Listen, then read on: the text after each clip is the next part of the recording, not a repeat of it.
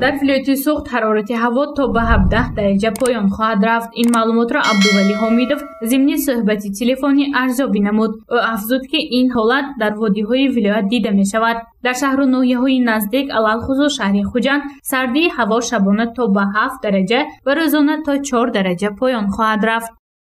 شبانه از -2 در وادی‌ها از -2 تا -5 گرادوس خنکی شود.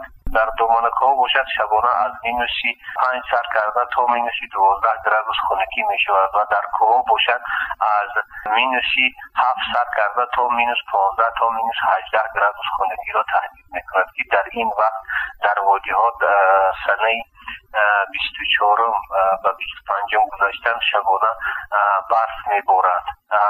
مقدار بارشات نشان داده شده است که از 5 تا 10 میلیمتر می شود و شمال در این حالت می تواند که از 5 تا 10 متر بعضی وقتا از 10 تا 15 متر وزن.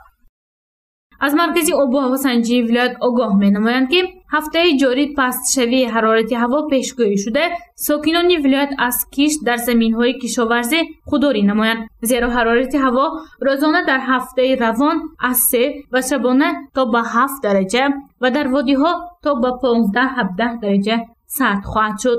همچنین ریاست کمیته حالت‌های فوق‌العاده و مدافع گраждани در ولایت سوخت عایدی یک باره نااستوارشوی حرارت هوا از سنه‌های 22 تا 27 فوریه ساکنان کشور را آگاه می‌کند. مخصوصاً در این روزها باریدنی باران‌های پرشدت و مبدل شوی به برف در وادی‌ها پیشگویی کرده شده است. از این نهاد گفتند که ساکنان از سفر با واسطه‌های نقب و ناحیه‌های کوهی و از جمع‌آوری هیزم در دامنه‌ها خودداری نمایند. بنابر به برخورد تلفنی کمیته حالت‌های فوق‌العاده و مدافع گраждани نزد حکومت جمهوری تاجیکستان و اجنسی آب و هواشناسی کشور روزهای 19-23 ینور در کشور یک باره نااستوارشوی وضع آب و هوا پیشگویی کرده شده است. در روزهای مذکور باریدن باران‌های پرشدت و مبدل شوی به برف تر پیشگویی کرده شده است. در همین ارتباط ریاست ولایت به ساکنان و مهمانان ولایت مراجعت نموده احترامانه خواهش می‌نماید که در روزهای مذکور هوشیار و زیرک باشند.